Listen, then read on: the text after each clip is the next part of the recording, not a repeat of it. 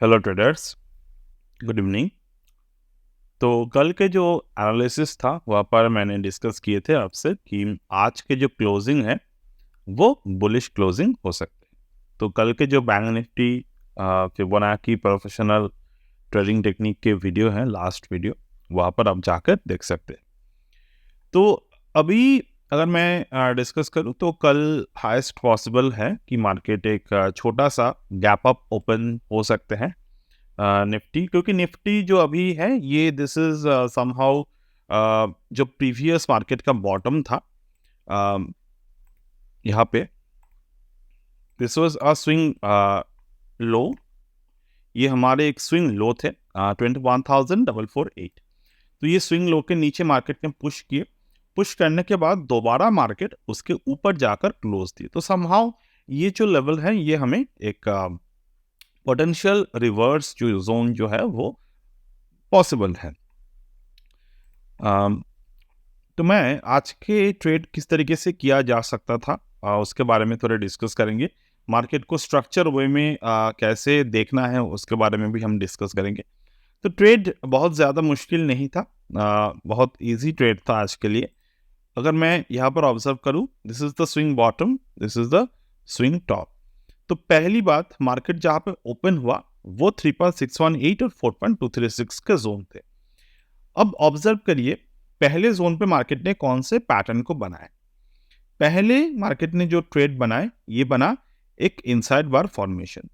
तो हम लोग बार बार एक ही चीज दोहराते हैं कि इनसाइड बार फॉर्मेशन जब बनते हैं तो नेक्स्ट आपको देखने की जरूरत है उसके ऊपर क्लोज हो रहे हैं, और पर्टिकुलर अगर ऊपर की तरफ प्राइस जा रहे हैं तो वो रेजिस्टेंस जो है, तो इस केस में 21,462.05 ये एक रेजिस्टेंस नंबर था। अब ये रेजिस्टेंस जो बने, ये रेजिस्टेंस पे जो दोबारा मार्केट अगर क्लोज हो रहे हैं तो अलग बात है, नहीं क्लोज हो रहे हैं तो यहाँ पर जो फॉलो अप एनालिसिस है, जो फॉलो अप प्राइस एक्शन है, उसको हमें देखने की जरूरत है। फर्स्ट कैंडल इनसाइड बार बनाए, सेकंड कैंडल ने बुलिश एंगल्फिंग बनाए। तो यहाँ पर जो बुलिश एंगल्फिंग है, ये बहुत सारे ट्रेडर्स यहाँ पर क्या करेंगे, वो लोग यहाँ पर लॉन्ग कर देंगे। अब अगर आप सिंगल ट्रेडिंग स्ट्रैटेजी पे ट्रेड कर रहे हो तो ये लॉन्ग कहीं ना कहीं जाकर जायज़ भी है। बट अगर आप छोटा सा एक पैटर्न फॉलो कर लो मार्केट में कि रिस्क मैनेजमेंट, तो रिस्क मैनेजमेंट की तरफ अगर आप देखेंगे तो 55 पॉइंट्स आपके यहाँ पर रिस्क हैं। क्या आप 55 पॉइंट्स रिस्क के साथ ट्रेड इनिशिएट कर सकते हैं? My answer will be no, never. 50 point का स्टॉप लॉस देना इंट्राडे में, it's not a very wise decision, ठीक है। बट अगर हम लोग स्ट्रक्चर पे ध्यान दें तो मार्केट का स्ट्रक्चर यहाँ पर क्या था। पहली बात, अगर हम स्ट्रक्चर पे देखें तो यहाँ पर कोई भी स्ट्रक्चर बना नहीं था, फर्स्ट थिंग। सेकेंडली, मार्केट इस पर्टिकुलर पॉइंट पर 9:18 पर एक डिस्ट्रीब्यूशन जोन या फिर एक काइंड ऑफ इन्वर्टर हैमर ऐसा कुछ बनाए, ठीक है। अब उसके बाद हम लोग क्या देख रहे हैं, बुलिश एनगल्फिंग फिर से बने। ये दोनों कैंडल मिलाकर बुलिश एनगल्फिंग बना। बुलिश एनगल्फिंग के ऊपर तो जाए बट क्लोज नहीं हो पाया। पहली कैंडल में इनसाइड बार के ऊपर तो गए बट क्लोज नहीं हो पाया। अब बुलिश एनगल्फिंग के ऊपर गए, क्लोज नहीं हो पाया। फिर से मार्केट 9:24 और 9:25 में एक बियरिश एनगल्फिंग बना, इसके नीचे क्लोज हो गए। दोबारा से इनसाइड बार बना, अगेन इनसाइड बार के नीचे मार्केट क्लोज हो गए। तो कहीं ना कहीं जाकर यहाँ पर जो ट्रेड अपॉर्चुनिटी था वो हमें दिखा रहा था कि जो मार्केट है वो रिवर्स कर रहा है। अब बारी आती है स्ट्रक्चर के।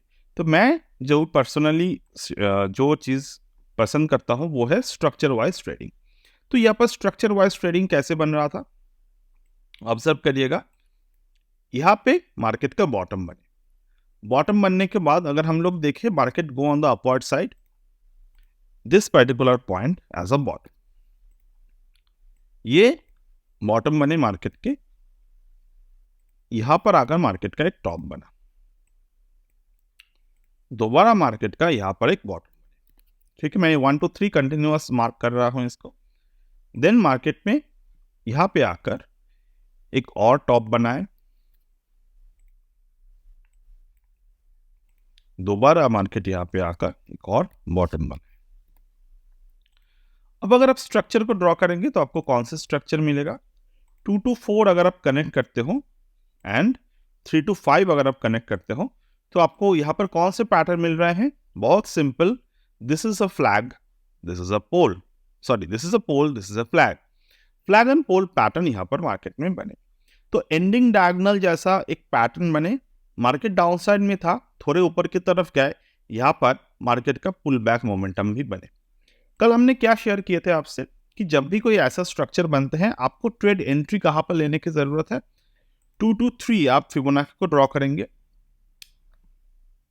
और यहां पर अगर आप देखेंगे, सॉरी 3 to 4, गलती हो गई बोलने में, तो 3 to 4 यानी कि यहां पर एक फिबोनाची ड्रॉ करेंगे अपसाइड पे, ट्रेड अपसाइड है तो वेट करना है आपको कहां पे 0.618 पे मार्केट का सपोर्ट बनते हैं। तो यहां पर सपोर्ट बना, मॉर्निंग स्टार बना, जस्ट अ सेकंड, यहां पर मार्केट का मॉर्निंग स्टार बने और मॉर्निंग स्टार जो बना वो इटसेल्फ ए 5th स्विंग बॉटम बने। यहाँ पर मॉर्निंग स्टार बन गए, यहाँ पर आपके एंट्री। टारगेट के लिए हम लोग क्या यूज करते हैं यूजुअल केसेस में? जो 4 to 5 है यहाँ पे, ये एक टारगेट बन सकते हैं। दूसरा जो 2 to 1 यहाँ पर जो स्विंग बने थे वो हम लोग एज अ टारगेट यूज कर सकते हैं। यहाँ पर जो टारगेट बनेगा वो है 1.618 और 2.618 दोनों बनते हैं, बट इस केस में अगर हम लोग देखें तो 1.618 से मार्केट ने एग्जैक्ट रिवर्स किए 21,536 पे, ठीक है, ये 21,536 एग्जैक्ट मार्केट यहां पर आए। अब आपके सवाल आएंगे, सर हमें कैसे पता चलेगा यहां पर ट्रेड प्रॉफिट बुक करना है कि नहीं? ये भी मैंने कल डिस्कस किए थे। हाँ, ये चीज़ें एक दिन में समझ में नहीं आते कोई भी ट्रेडर को, मुझे भी नहीं आए थे, बट यहाँ पर एक चीज़ एलियट वेव स्टडी में हम लोगों ने सीखा है, वो है एंडिंग डायगोनल। ठीक है, अब एंडिंग डायगोनल कैसे आइडेंटिफाई करते हैं? वैसे ही स्विंग के तौर, स्विंग जब भी मार्केट में बनते हैं, यहाँ पर एक स्विंग बना, स्विंग हाई बना, यहाँ पर मार्केट का एक और स्विंग हाई बना, यहाँ पर मार्केट का एक स्विंग लो बना, यहाँ पर मार्केट का एक स्विंग लो बना। अब ये एक एंडिंग डायगोनल है, ठीक है, तो 0, you can mark 0, 1,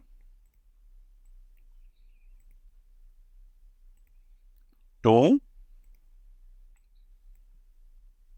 and this is 3। अगर हमें सिर्फ और सिर्फ एंडिंग डायगोनल को मार्क करने हैं तो हम लोग इस तरीके से मार्क करते हैं। मैंने बहुत सारी बार आपको एक पैटर्न के बारे में डिस्कस किए हैं, that is we call the 3 drive pattern.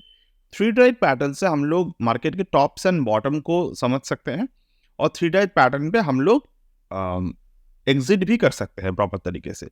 तो यहाँ पर जो नंबर 2 बने थे, नंबर सेकंड जो हमने यहाँ पर ड्रॉ किया था, we can mark this secondary number as a 1, मतलब ये हम लोग एक स्विंग हाई मार्क कर रहे हैं, ठीक है। यहाँ पर हम लोग एज अ स्विंग हाई ये अगर मार्क करते हैं, ये 1, दूसरा स्विंग हाई कहाँ पे बना, और एंडिंग डायगोनल में हमें क्या चाहिए? हमें कंटिन्यूअस ट्रेड चाहिए। मतलब ये बात समझिए, एंडिंग डायगोनल का मार्केट का इंपल्स वेव ये ऊपर की तरफ जाएगा, नीचे की तरफ फिर से आएगा, दोबारा ऊपर की तरफ जाएगा, दोबारा नीचे की तरफ आएगा, दोबारा ऊपर की तरफ जाएगा, ठीक है। अब इस दौरान एक बॉटम दूसरे बॉटम के ऊपर होने चाहिए, एक टॉप दूसरे टॉप के ऊपर होने चाहिए।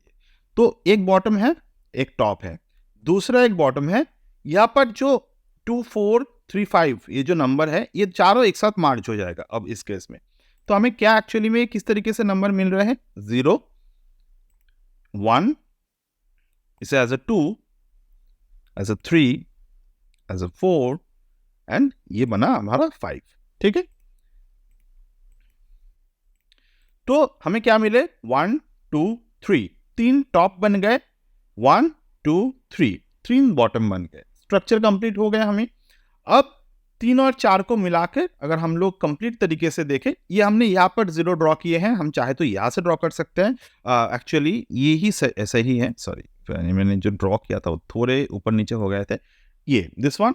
अब 3 और 5 को अगर हम लोग मिला दे और 4 और 3 को अगर हम मिला दे, ठीक है, ये यहाँ पर। और हाँ, एंडिंग डायगोनल जब बनते हैं तो हम लोग रिसेंट स्विंग को भी ले सकते हैं।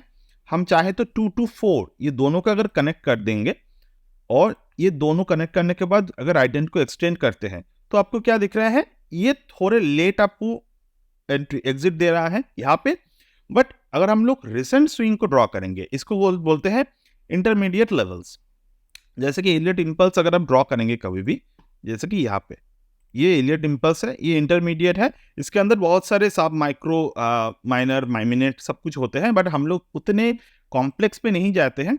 हम लोग सिंपल क्या करते हैं, इसको एक पैटर्न के अंदर एक दूसरा सब पैटर्न को फाइंड आउट करते हैं। तो सब पैटर्न में हम लोगों ने यहाँ पे ये पैटर्न को ढूंढना था, तो ये अगर आप लोग कनेक्ट कर देंगे तो आपको ट्रेड जो है वो एग्जिट थोड़ा जल्दी मिल जाएगा। बट याद रखिएगा, एंट्री के लिए आपको ये यहाँ पर जो एग्जिट आ रहा है न्यू मतलब पुट पे अगर आपको एंट्री करने हैं तो नेक्स्ट साइकिल के एंड होने का ही वेट आपको बिल्कुल तरीके से करना है। यहाँ पर अपने एग्जिट हो गए, टॉप पे एग्जिट हो गए आपको। दूसरा, आपके नेक्स्ट एंट्री कहाँ बन रहे हैं, यहाँ पे। अब यहाँ पर अभी भी स्ट्रक्चर नहीं बने हैं, तो हमेशा आपको याद रखना है 3 ड्राइव पैटर्न पे अगर आप ओनली एंड ओनली फोकस करते हो तो यहाँ पर ट्रेंड लाइंस की एक्सटेंशंस की कोई भी एंट्री एग्जिट की जरूरत नहीं है। मार्केट थर्ड ड्राइव बनाए, आपको यहाँ पर सिर्फ देखना है कि जो फिबोनाची है, लास्ट वाला जो फिबोनाची है 3 to 4, ये 1.6 को क्या कंप्लीट कर रहे हैं कि नहीं। 1.6 को कंप्लीट कर रहे हैं, कंप्लीट करने के बाद 1.272 के नीचे अगर आ रहे हैं तो वहां पर हमें एंट्री मिलते हैं यूजुअल केसेस में। 1.27 यहाँ पर हमें क्या दिख रहे हैं, एक इनसाइड बार बने हैं, इनसाइड बार के नीचे क्लोज आए हैं।